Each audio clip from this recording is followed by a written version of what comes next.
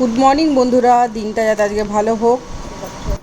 সবাই খুব ভালো ছিল, আমরা ভালো আছি। ঘুরতে যাচ্ছি দিকে বসে যাচ্ছে, বসে যাচ্ছে।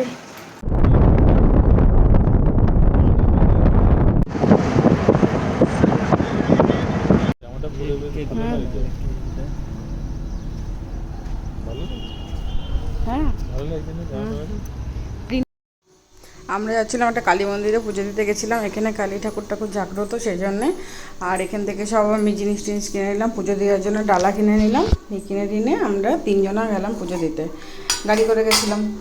আর ওখানে পুজো টুজো দিয়ে ওখানে ওখানে পুজো দেওয়ার নিয়মটা আলাদা। এখানে হচ্ছে সেই এই যে ঠাকুর মা কালীটা কাঁচের মধ্যে রয়েছে।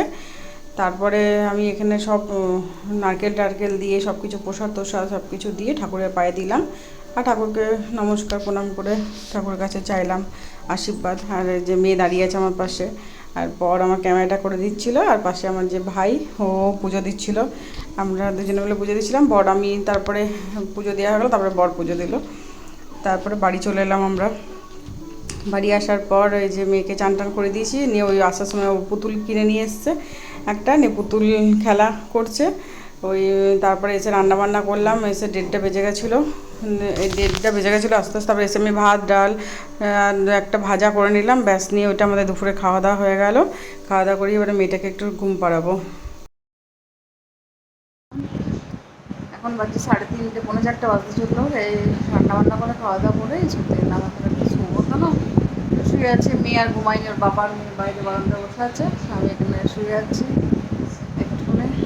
আর কিছু করিনি, ডাল করলাম আর পেঁয়াজ রসুন ফোড়ন দিয়ে পটল ভাজা করলাম, আর কুচি কুচিগুলো কেটে, আর ভাত।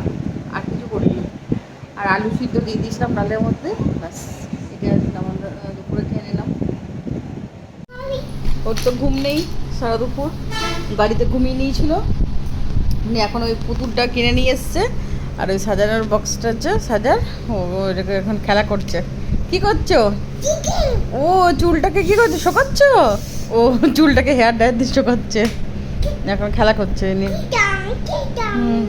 আর পুতুলটা কিনে নিয়ে এসেছিলো এখান থেকে আসার সময়, ঠাকুর দেখে আসার সময়। খাচ্ছে? কি খাচ্ছে? যা পড়ে গেছে, ওঠো ওঠো ওঠো। ঠিক করে বসিয়ে দাও। হ্যাঁ, ও খাবে নাকি? বিস্কুট খাবে? ও ঠিক আছে, দিয়ে দাও তাহলে, দেখি কি করে খাচ্ছে ডলটা। খাচ্ছে? ও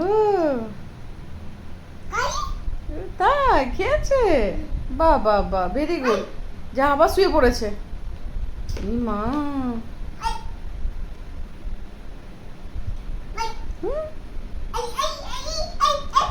যা গির গিয়া।